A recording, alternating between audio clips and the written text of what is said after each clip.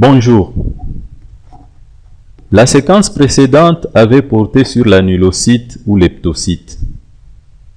Nous rappelons que la particularité morphologique de l'anulocyte consiste en une augmentation du diamètre de la zone centrale. Alors que la zone centrale du globule rouge normal a un diamètre égal au tiers du diamètre total de la cellule, la partie centrale de l'anulocyte a un diamètre supérieur au tiers du diamètre total de la cellule, ce qui lui donne la forme d'un anneau, d'où le nom anulocyte. Les anulocytes sont présents sur le frottis sanguin en cas d'anémie fériprive, de bêta-thalassémie majeure homozygote ou de l'obstruction biliaire. Aujourd'hui, nous parlerons d'une autre anomalie morphologique d'un globule rouge appelé codocyte ou hématie en cible. Mais avant de parler du codocyte, il est indispensable de rappeler que le globule rouge normal est une cellule sans noyau, ayant l'aspect d'un disque, avec une membrane cytoplasmique régulière et un centre plus clair dont le diamètre est de l'ordre du tiers du diamètre total de la cellule. À l'état normal, le globule rouge ne contient pas d'inclusion intracellulaire visible. Toute variation traduit donc une anomalie cellulaire et une pathologie.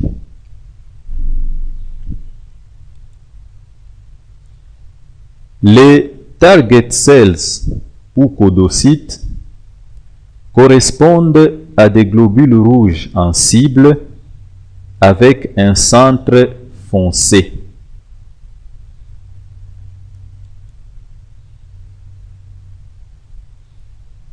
Alors que l'hématie normale présente une zone centrale claire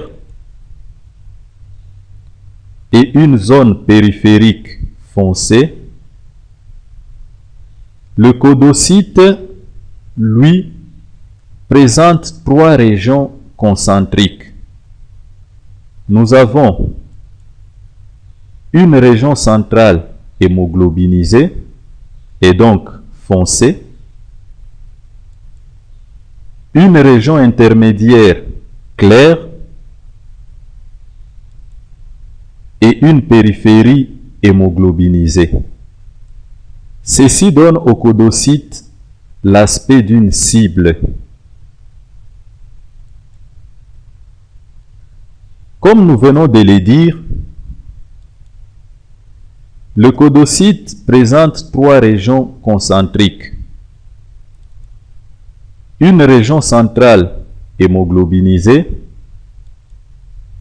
une région intermédiaire claire et une périphérie hémoglobinisée. Le codocyte est un globule rouge dont la surface est augmentée par rapport au volume suite à un excès de membrane. Lors de l'étalement sur la lame, l'excès de membrane forme un gonflement central qui contient de l'hémoglobine.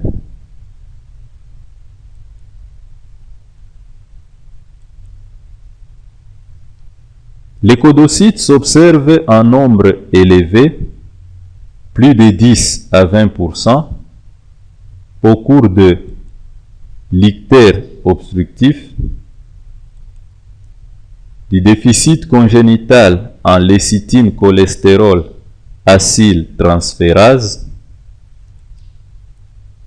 de l'alpha-thalassémie mineure ou en post-splénectomie ou asplénie.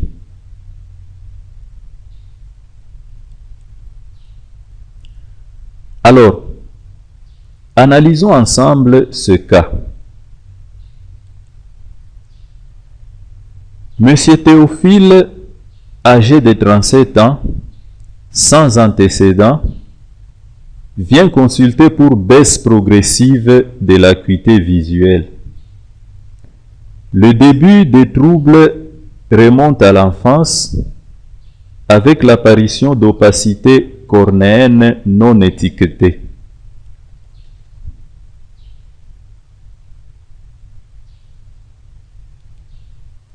À l'examen physique, l'état général est bon, les conjonctives palpébrales colorées, les conjonctives bulbaires anictériques. En examinant profondément l'œil du malade, le médecin observe des opacités cornéennes bilatérales caractérisées par des points grisâtres situés dans le stroma cornéen.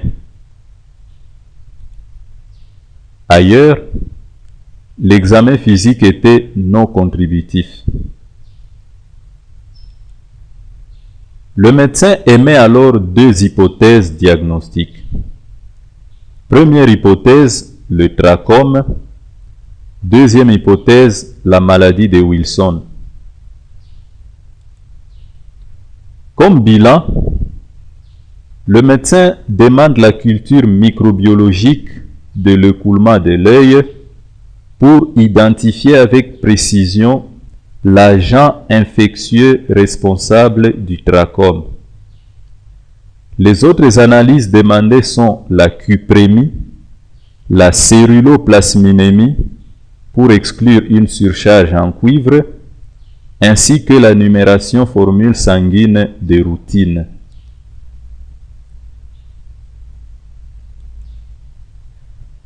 La culture microbiologique n'a mis en évidence aucun agent infectieux.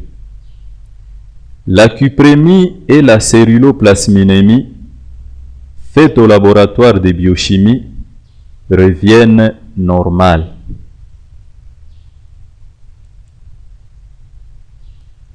La numération formule sanguine, faite à l'automate d'hématologie, révèle une anémie. Cette anémie est normochrome, normocytaire, régénérative.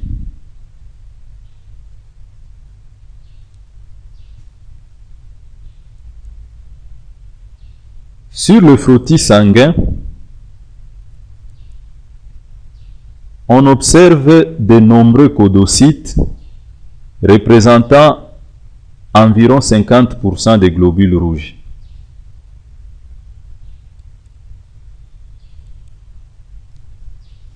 Les résultats des autres analyses demandées étant sans particularité, il n'y a donc ni trachome ni maladie de Wilson.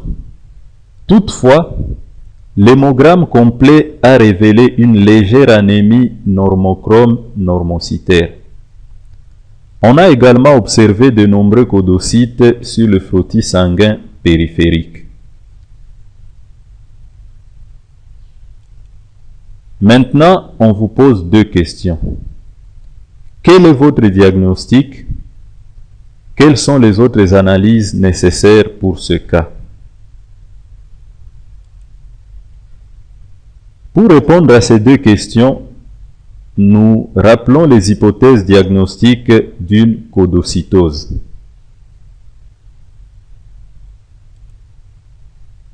Ictère obstructif, peu probable, car les conjonctives bulbaires sont anictériques.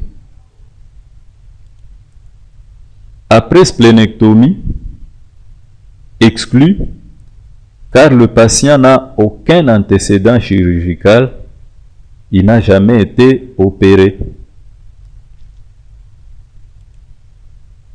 Alpha-thalassémie mineure, exclu, car le tableau clinique n'est pas typique. Le tableau clinique du patient plaide en faveur d'un déficit en lécithine, cholestérol, acyle acyltransférase. Donc, devant cette opacité cornéenne grisâtre et cette présence des codocytes sur le frottis sanguin périphérique, le médecin conclut à un déficit en lécithine cholestérol acyltransférase.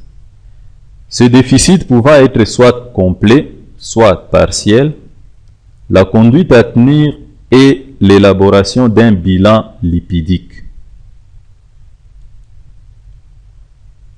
Le bilan lipidique réalisé au laboratoire de biochimie montre une baisse du HDL et de l'apolipoprotéine A1 associée à une élévation des triglycérides.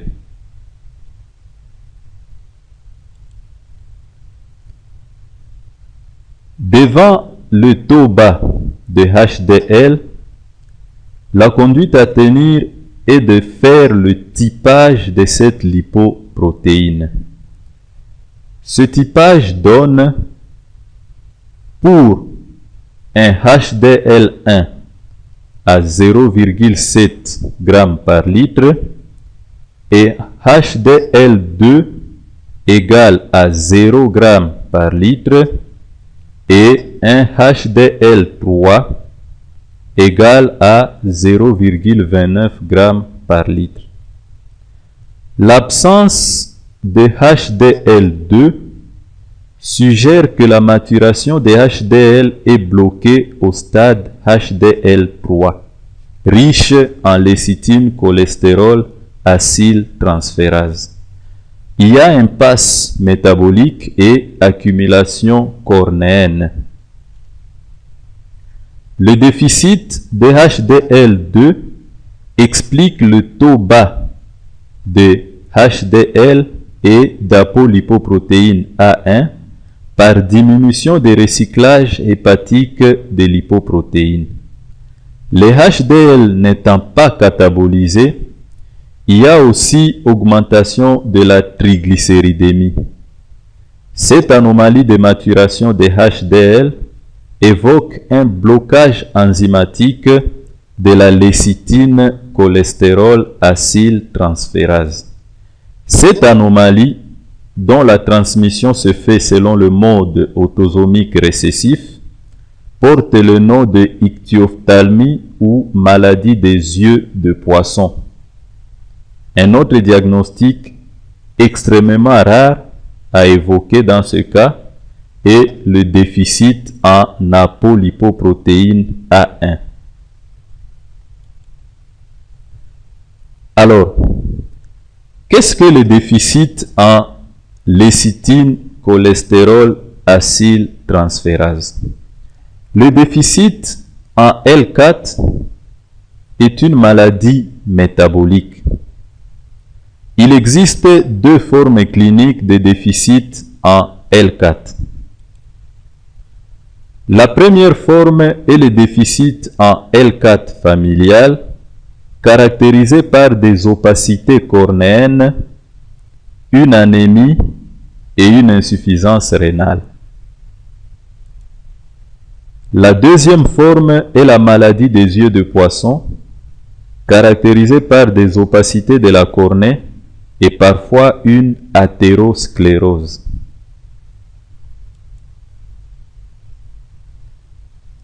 Les HDL2 enrichis en ester de cholestérol sont les produits finaux de l'action de la L4 et conduisent le cholestérol vers le foie pour l'excrétion dans la bile. La fonction défaillante de l'enzyme serait responsable des dépôts de lipides dans la cornée. La maladie des yeux de poisson, proprement dite, peut aussi être liée à des mutations du gène de l'apolipoprotéine A1. Cette protéine est le principal constituant protéique des HDL. Elle comporte dans sa structure des hélices alpha-amphiphiles permettant d'interagir avec des lipoprotéines. De plus, l'apolipoprotéine A1 intervient dans l'estérification du cholestérol en tant que cofacteur de la lécithine cholestérol acyltransférase. Le déficit en lécithine cholestérol acyltransférase est dû à une activité enzymatique catalytique L4 déficiente ou absente, enzyme qui catalyse la formation d'esters de cholestérol dans les lipoprotéines. L'accumulation du cholestérol non estérifié dans le corps, principalement dans la cornée, les érythrocytes et les reins, est considérée être à l'origine des manifestations cliniques. Le gène de la L4 est localisé sur la première sous-bande de la deuxième bande de la deuxième région du bras long du chromosome numéro 16.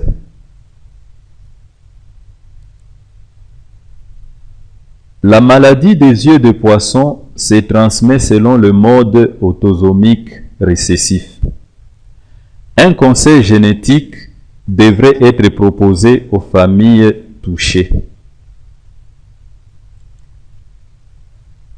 Le diagnostic initial du déficit en lécithine cholestérol acyltransférase est suspecté sur la base d'opacité de la cornée.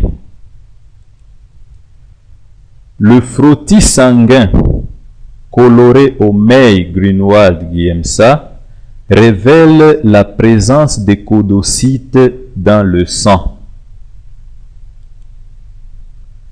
Le déficit de HDL2 explique le taux bas de HDL et d'apolipoprotéine A1 par diminution des recyclages hépatiques des lipoprotéines. Les HDL n'étant pas catabolisés, il y a aussi augmentation de la triglycéridémie.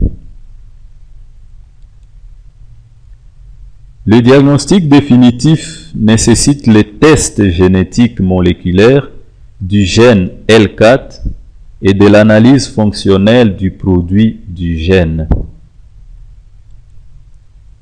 Chers camarades étudiants, les anomalies morphologiques des cellules sanguines sont nombreuses. Comme nous venons de le constater chez le patient Théophile, le frottis sanguin a été un outil indispensable pour le diagnostic.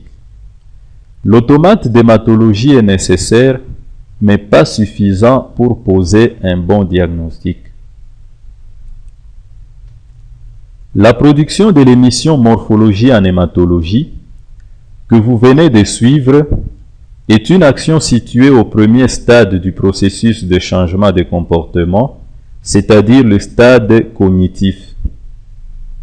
La finalité étant d'atteindre le stade conatif en passant par le stade affectif. Ce message pour le changement de comportement invite les laboratoires équipés d'automates d'hématologie à ne pas abandonner la lecture minutieuse des lames des frottis sanguins périphériques. Ce message invite les laboratoires dépourvus d'automates d'hématologie à rechercher, en plus de la formule leucocytaire, les anomalies morphologiques des éléments figurés du sang.